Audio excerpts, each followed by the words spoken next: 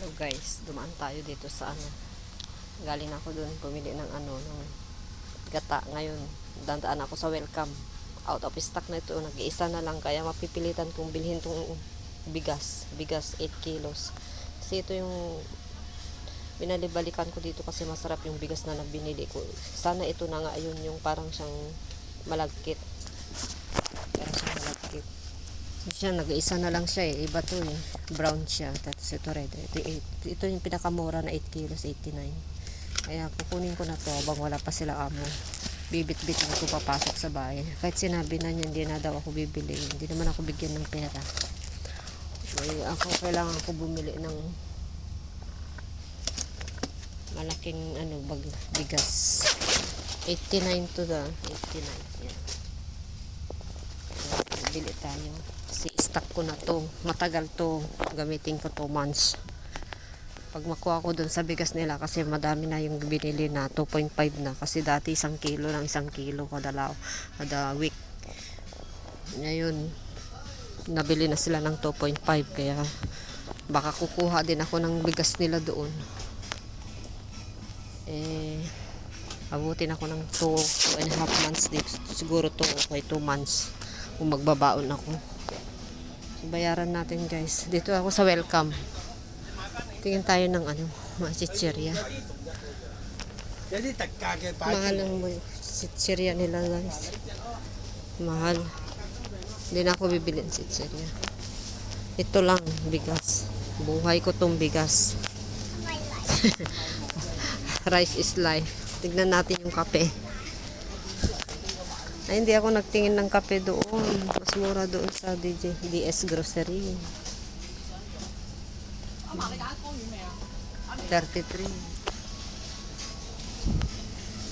May kape pa naman ako. Coffee Blanca. Ayan, bayaran natin ito. 89. Pupunta na naman dito yung pera ko. 100. Yung budget ko. Ayan, plus yung pagkain. Dito na lang ako.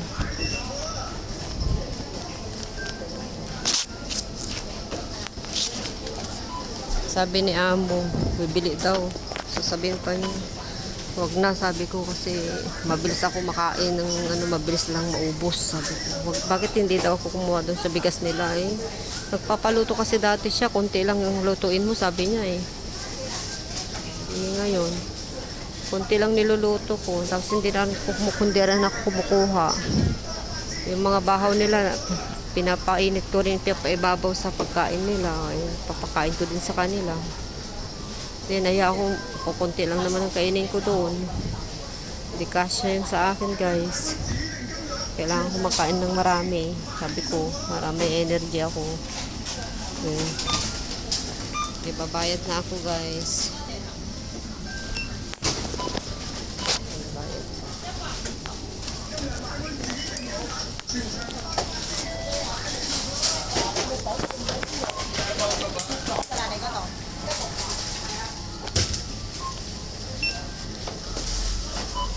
Eight kilos to yun. 8 kilos.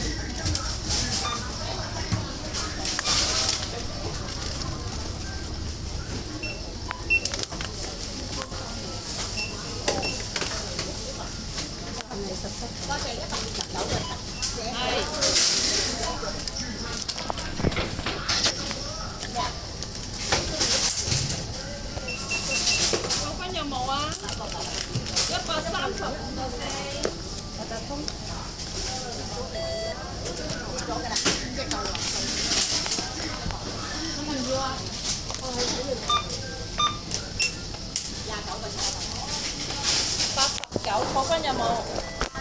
Lâu nào.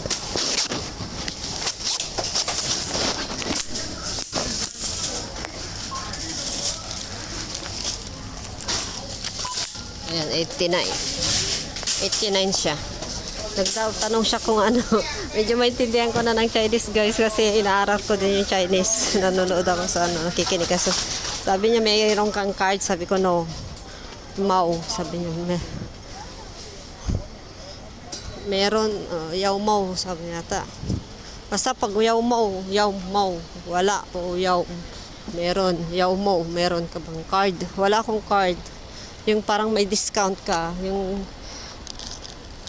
discount card.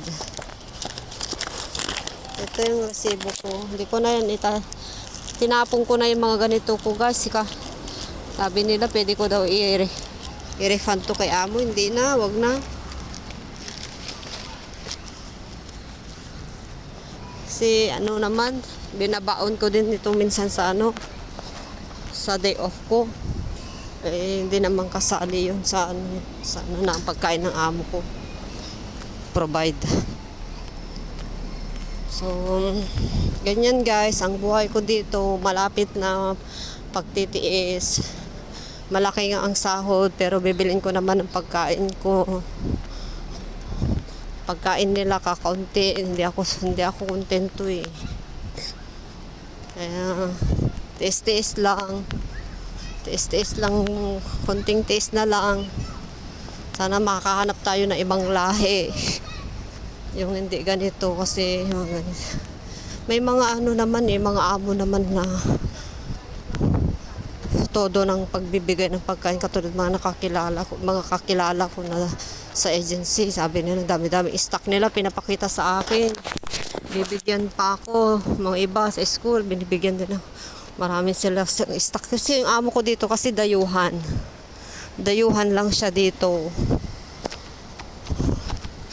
Kaya kahit na diba gusto na hindi mapagutom yung anak katulong, huwag nang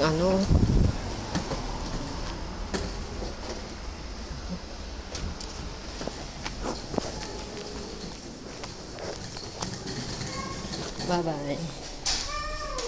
bye na.